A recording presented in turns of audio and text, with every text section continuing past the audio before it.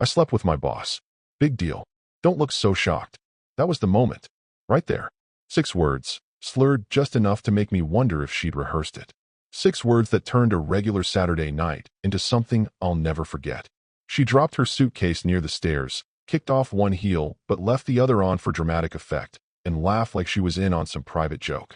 Like she expected me to break a plate or shout or demand an explanation. But I just stared at her. Not at the dress she hadn't packed when she left for her conference. Not at the smear of lipstick she hadn't worn in 3 years. Not at the gold necklace that was definitely new. I looked straight through all that and folded the envelope I'd been holding for 2 days. Placed it slowly, deliberately, in the middle of the dining table between us. She was too busy pouring herself a glass of Malbec to notice. "What's that supposed to be?" she asked, not even pretending to care. "You might want to read it," I said, sliding it across the wood grain without looking up. She scoffed, didn't even touch it, just leaned back and let out a chuckle, took a long sip, and muttered, "God, you're so dramatic." Her voice echoed slightly in the open-concept kitchen. It's amazing how silence suddenly becomes a character of its own when trust leaves a room. I didn't say another word. Not about the affair. Not about the promotion she earned. Not about the months I'd quietly watched her become someone I wouldn't hire to water my plants. I just reached over, tapped my laptop once, and clicked confirm on a scheduled send. That was at 8:43 p.m. The irony? That same laptop was the one I bought her last Christmas. Said it would help her build her dream. That dream turned out to be a mid-level executive role built on networking and backroom hotel bars. She wandered upstairs after her second glass, humming something off-key. I stayed downstairs. Sat in that chair for 2 hours. The envelope stayed untouched. Her heels, one still on, one tossed under the couch, looked like they were part of a crime scene the cops hadn't discovered yet. Now, I know most people would have exploded. Yelled. Demanded names, details, dates. But that's not me. Because yelling is for people who don't have options. I had plenty. And I had time. If you've gotten this far into the story, I'll ask you something that helps more than you'd think. Subscribe. More than 90% of you listening haven't. And honestly, seeing that number drop motivates the hell out of the team behind these stories. Anyway, it's not like this was the first red flag. The first time she came home with a story about a late client dinner that ended with smeared mascara and a lift charge from an address 40 minutes in the opposite direction. Or when I noticed her business travel calendar, something I used to manage, suddenly had bookings I never saw in our joint account. No, this was just the first time she said it out loud. And maybe, deep down, she wanted me to know. Maybe she wanted a reaction. A fight. Anything that would let her paint me as the controlling, jealous husband when she eventually moved out and took the houseplants with her. But instead, I gave her stillness. Total, unnerving stillness.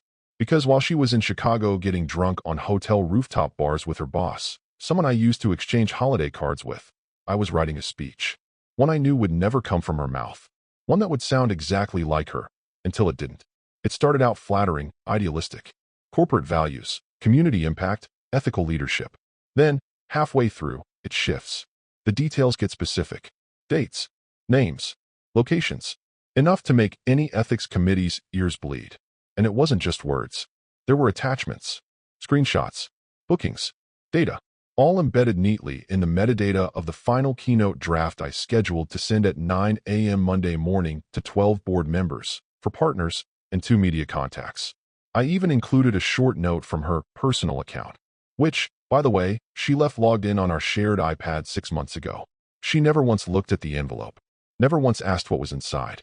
By the time she did, it would already be too late. She thought I was just the guy who cooked her dinner and managed her expense reports. She forgot I was also the one who used to write her speeches. Sunday morning arrives like it always does in this house. Quiet, beige, and 2 hours later than it should. She comes down barefoot, yawning like she didn't detonate a marriage the night before, still wearing the overpriced t-shirt from the hotel spa in Chicago. Doesn't even glance in my direction as she rummages through the fridge like it's a normal morning and not the smoldering aftermath of her confession. No mention of what she said. No about last night. Not even a fake cough to signal regret. Just a grunt when she finds almond milk expired and a passive-aggressive. "Could you maybe get the good granola next time?"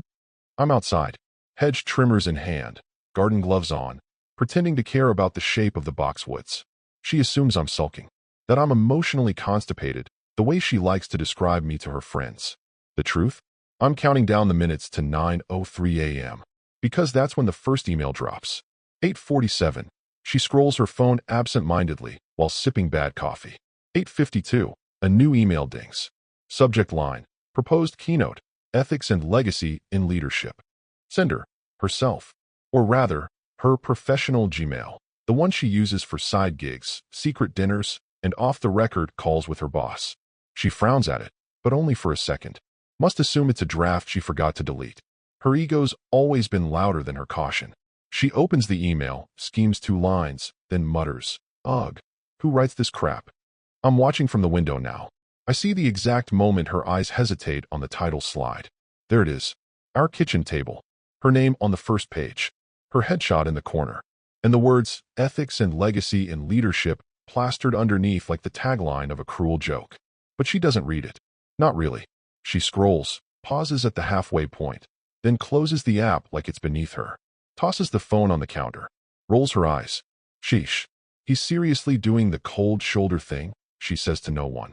Walking back upstairs like her marriage hasn't already been weaponized into a PowerPoint. She doesn't know the file was sent to more than just her.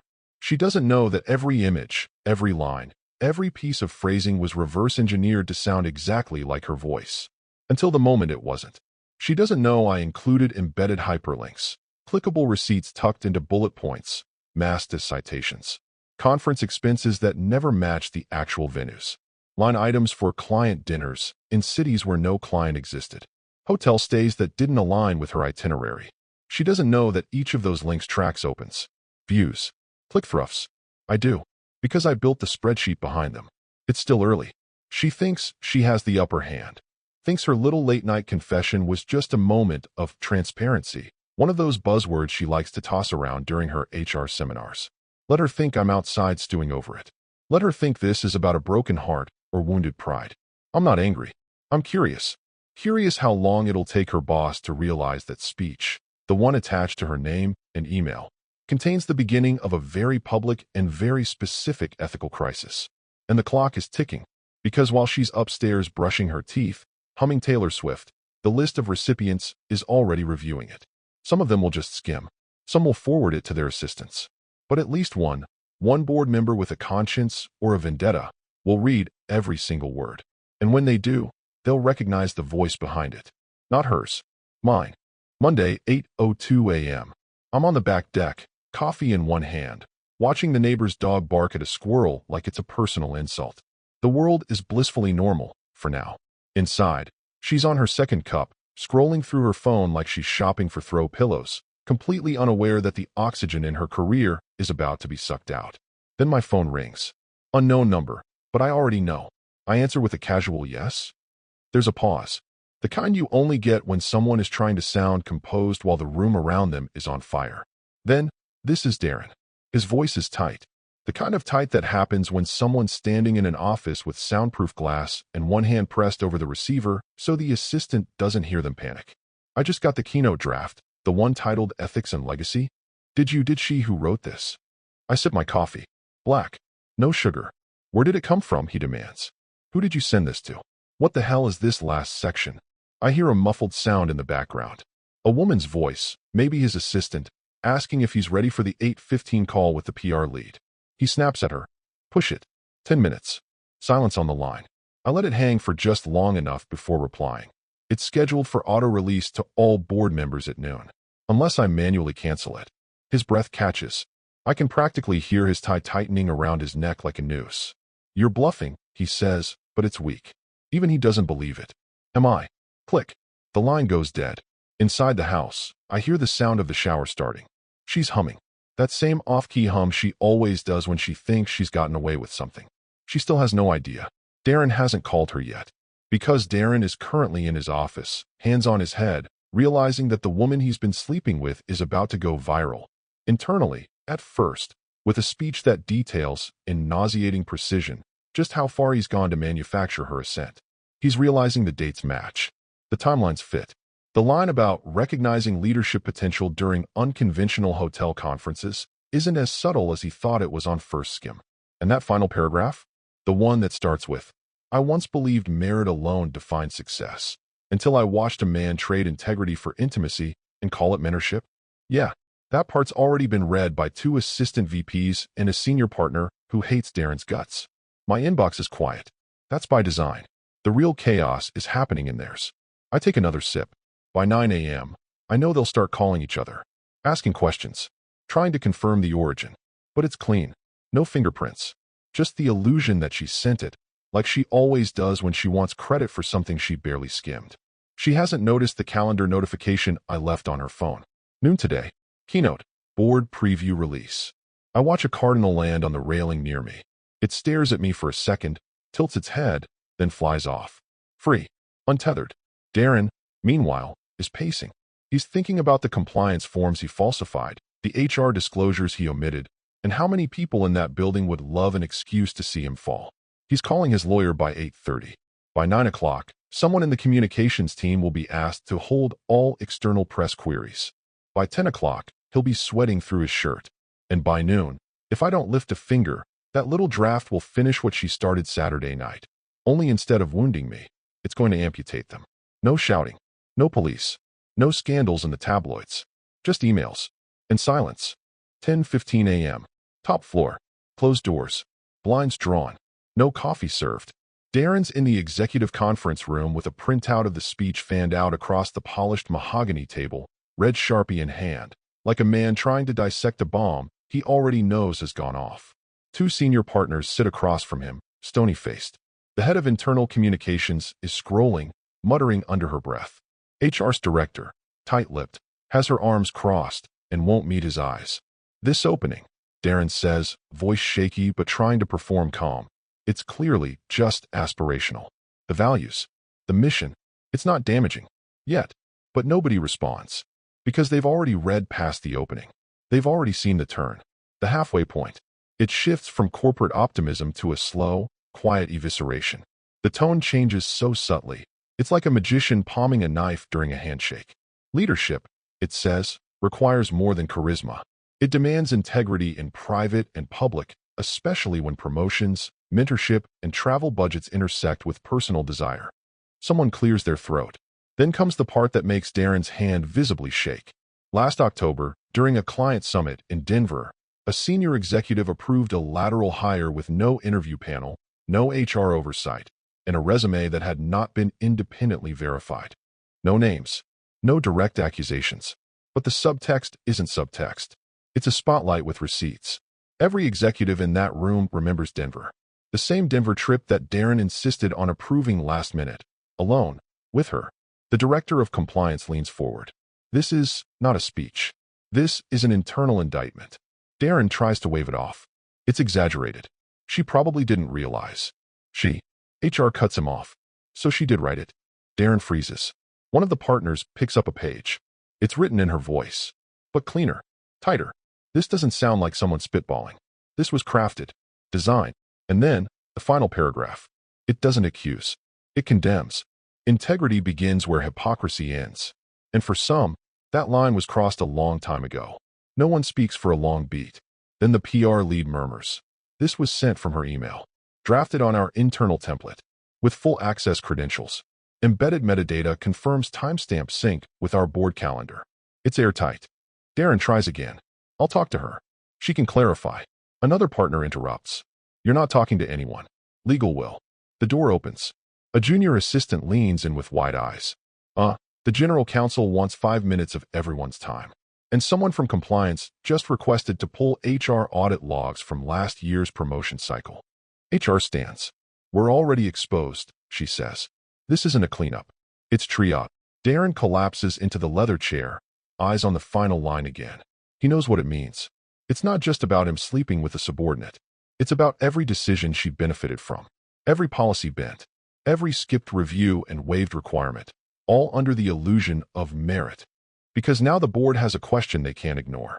Was she promoted for performance or preference? They know the answer. And worse, now they have to act on it. Because this speech didn't leak to Twitter. It didn't go public. It was shared internally. Which means they can't dismiss it as a PR hit job. They can't sweep it under a scandal rug and call it slander. It came from within. Their email servers. Their devices. Their meeting calendar. It's a cancer in the walls. And the man who wrote it? He hasn't said a word to anyone since. Because he doesn't need to. He already said everything they needed to hear, through her mouth. 11:30 a.m. She finally opens the envelope. It had sat on the dining table for 2 days like a prop in a play she thought she'd already finished performing. She'd ignored it during her Sunday scroll-through, and this morning she'd moved it out of the way to make space for her chia seed breakfast, mocking it like it was a love letter from a man too weak to fight back. But now she's seen the signs. Darren's missed calls. The frantic Slack pings from legal she wasn't supposed to be copied on. The cryptic, "We need to talk," from someone in internal audit. So she finally opens it. The first thing she sees is a single post-it. Light blue. My handwriting. If it's no big deal, why hide this? She blinks, then lifts the rest of the stack. The texts come first. Printed screenshots. Her words. Darren's replies. Next time let's book the same hotel room. Easier to hide the receipts face blowing a kiss. Still can't believe they gave me that title. You really do make magic happen, boss man. Love when you mentor me. She flips faster. Color drains from her face. There's a printout of a Lyft receipt from the wrong address. A dinner in New York she swore was for client retention.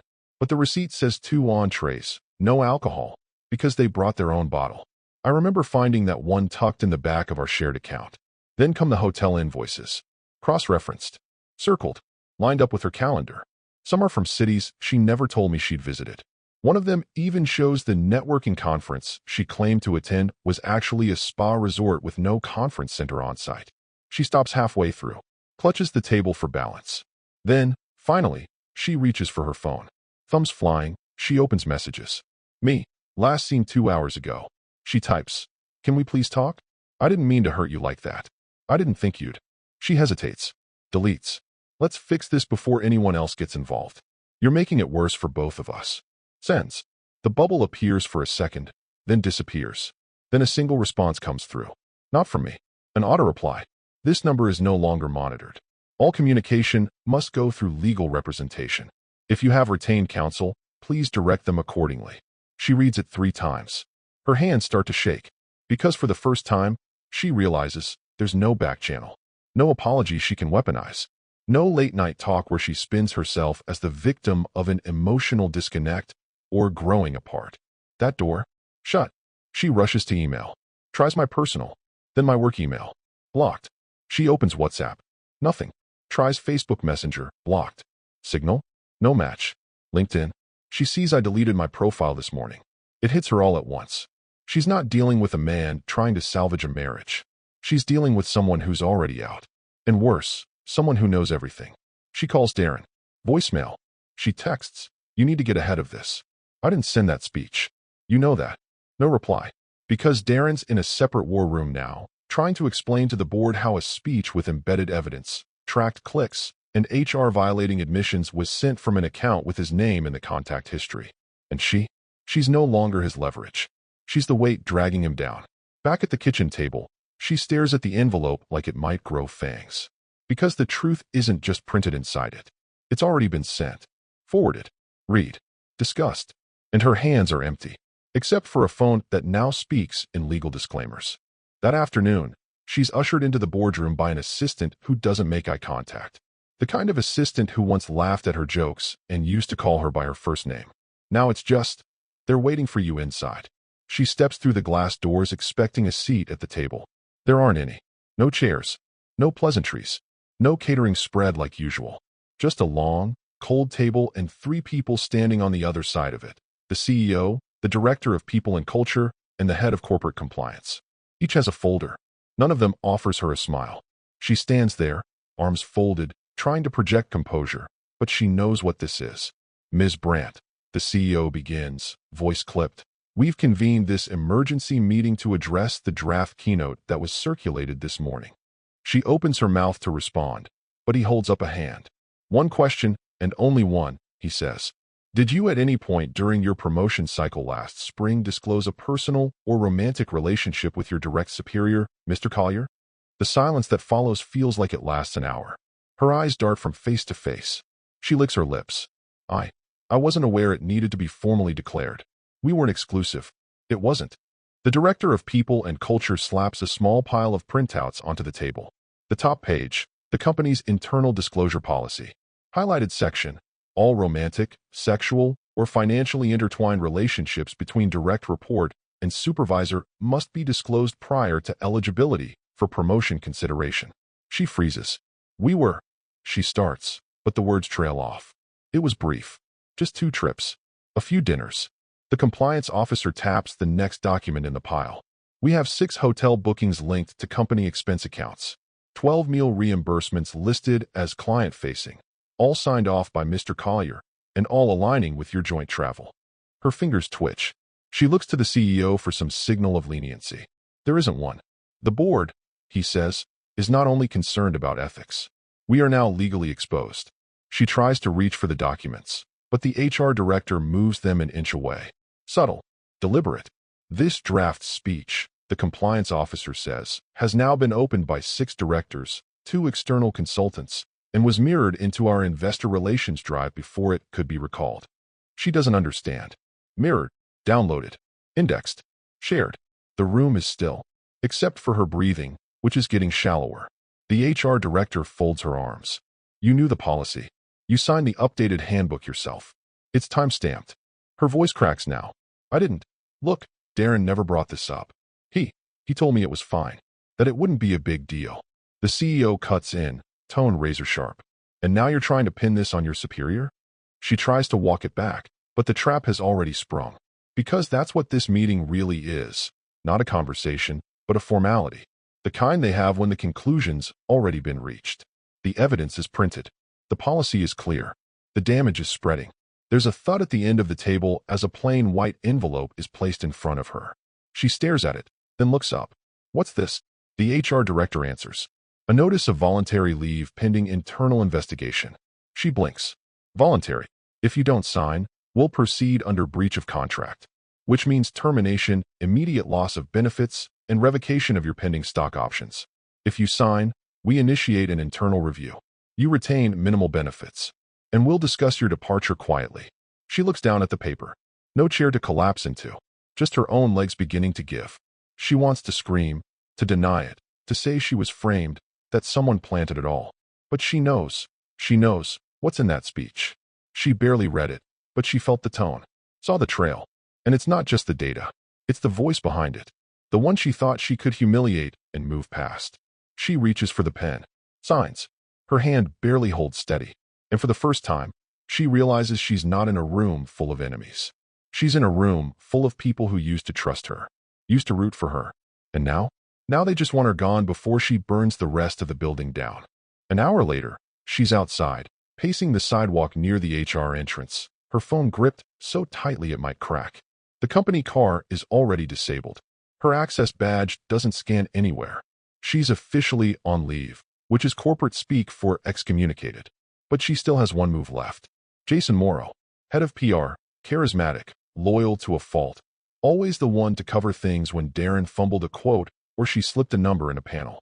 More importantly, Jason was once her husband's best friend. They'd gone to college together.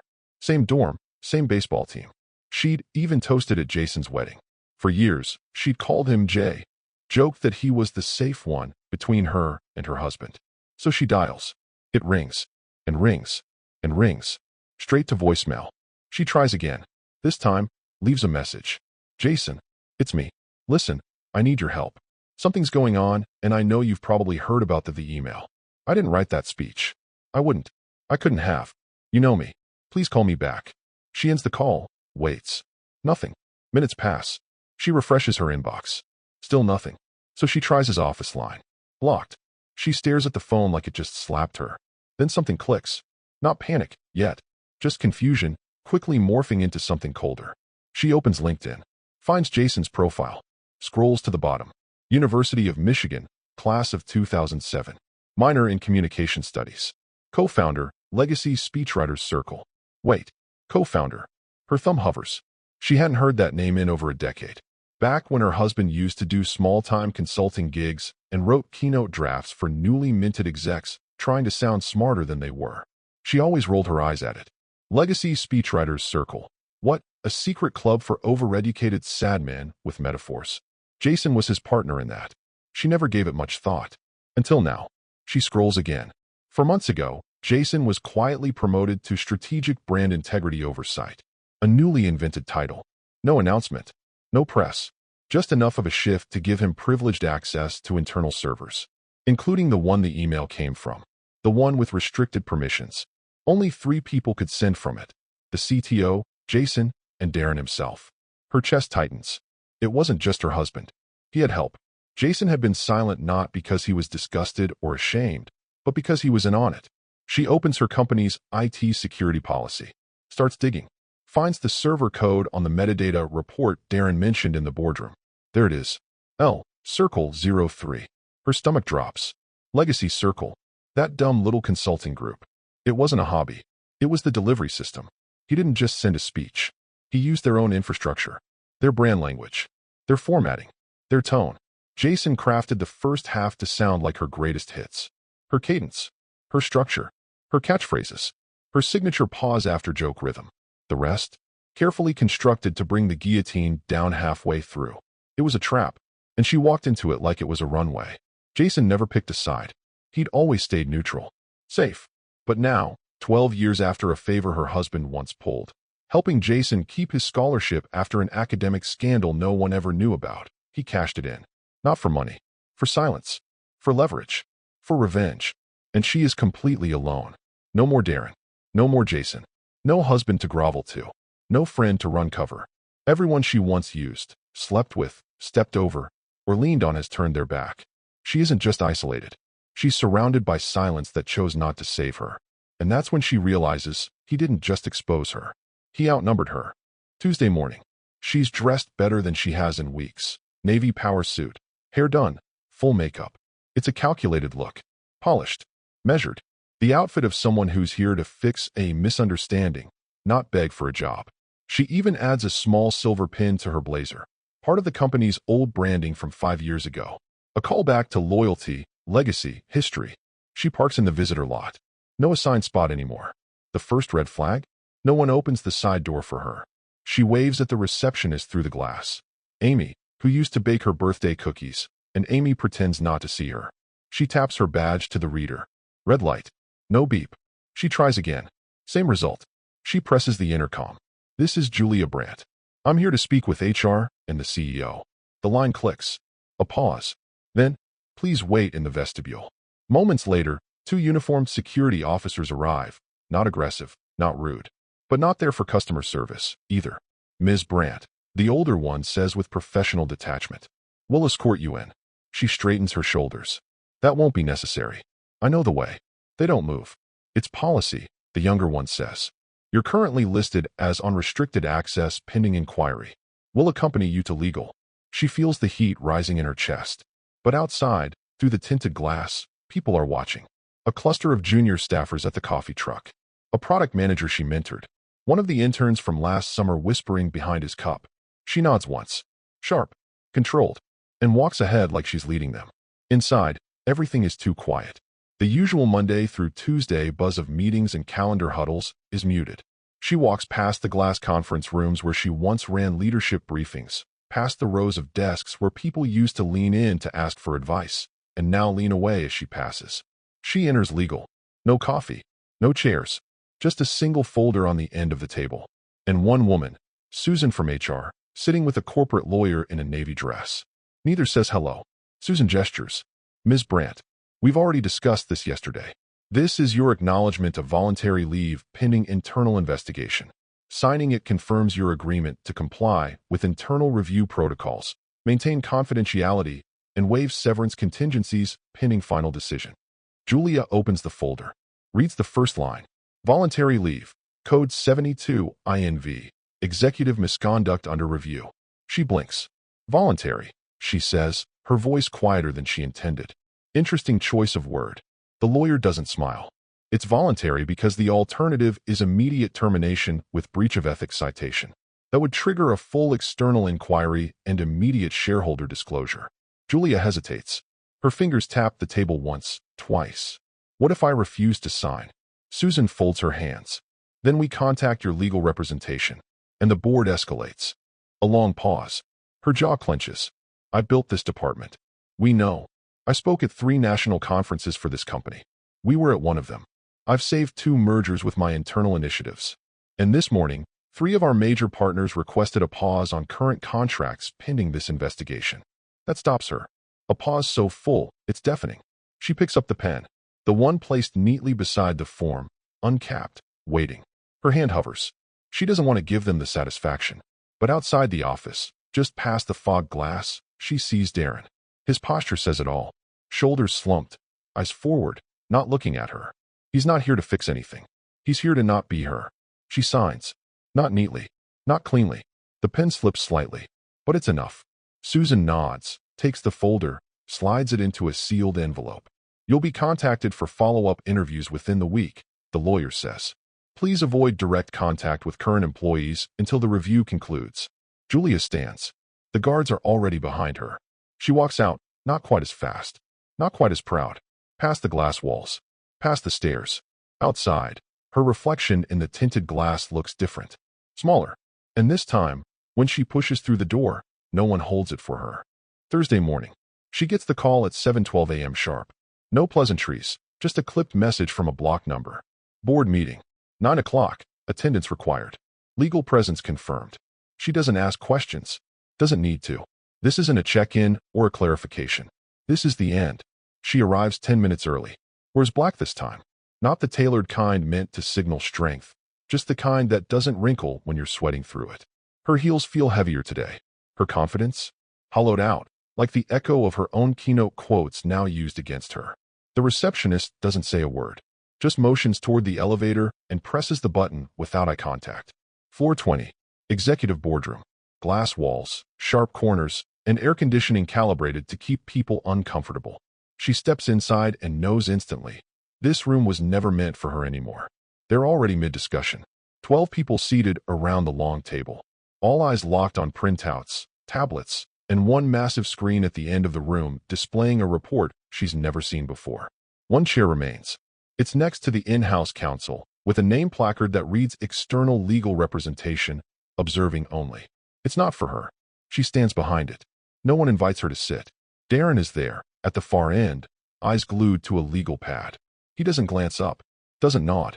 Nothing. Just silence and shame, like he's trying to disappear into the upholstery. The general counsel clears her throat. We've concluded the internal review regarding the keynote sent Monday morning and the conduct that followed. No preamble. No context. Julia swallows hard. As of today, the woman continues. Ms. Brandt's conduct has been found to be in breach of both our executive ethics agreement and internal promotion compliance standards. Julia starts to speak, but a hand goes up from the VP of Risk. Let's finish. The general counsel proceeds.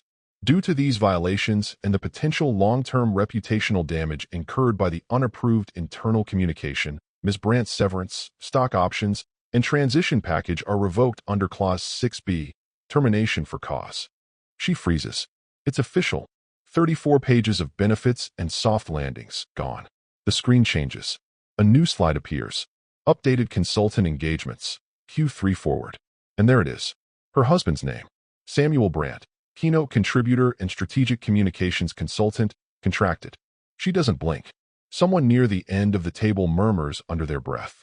Why didn't she just leave him quietly? It lands like a slap. A board member from operations nods toward the screen. We reviewed the full metadata chain. His involvement was verified. Everything tracked back to internal servers and authenticated access. No breaches. He followed protocol. The CEO finally looks at her. Flat, unreadable. It wasn't sabotage, Julia. It was strategy. She exhales, if you can call it that. No one yells. No one calls her a disgrace. This isn't humiliation. It's worse. It's surgical. She looks to Darren. Still no eye contact. Just a man unraveling silently next to the bomb he helped build. Her silence once served him. Now, her exposure threatens to drown him, too. And as for Jason, absent. Smart man. Too clean to be caught in the debris field. The board votes. One by one. Unanimous. Julia signs the final document without comment. It's just ink now. Ink and silence and a growing awareness that the man she mocked for being too quiet, too methodical, too available, had spent months laying foundations she never saw coming. The screen fades to the company logo. She's dismissed with 2 words. We're done. No security escort this time. She walks out under her own power, but each step feels like it belongs to someone else. Out of the boardroom. Out of relevance. Out of time. And somewhere, probably in a quiet room with bad coffee and a cheap podium, her husband is already writing someone else's speech. Friday, 6:42 a.m. The phone vibrates on the nightstand like it's trying to escape.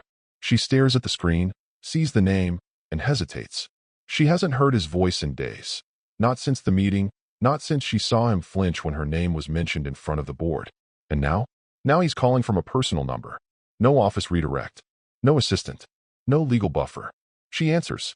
It's Darren, but not the Darren she remembers. The overconfident one who used to flirt behind PowerPoints and smooth over crises with overpriced scotch. This Darren sounds like gravel. Exhausted. Gutted. I don't know who he sent it to. He says, no greeting, just raw panic. But 2 investors pulled out overnight. Just gone. Q4 press events canceled. Ethics Committee is requesting a third-party audit. And our external legal counsel is asking for timeline logs going back 18 months. She sits up. Her throat's dry. He made sure the speech couldn't be contained. Darren continues. It's not just the board now. There's a digital archive. An external mirror link. A partner from Cronies Capital forwarded it to our lead account rep with a subject line. Is this satire or testimony? Silence. Then, softly, hoarse, wrecked, he pleads. Julia, for the love of God, what did you do? She opens the tablet. Finally, not just the attachment. The full keynote. The one she never really read. The one she dismissed as bad office poetry and tossed aside like a misfired bullet.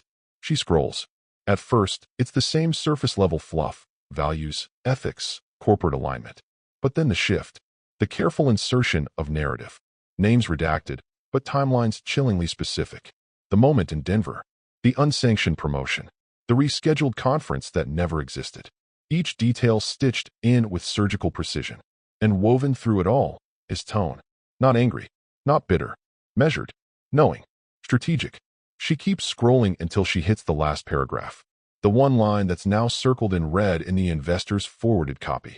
She reads it aloud, her voice nearly a whisper. To the men who support from the shadows, don't mistake their silence for weakness. Her hand trembles. Because it wasn't a threat. It was a declaration. And she hadn't just underestimated him. She'd never understood him.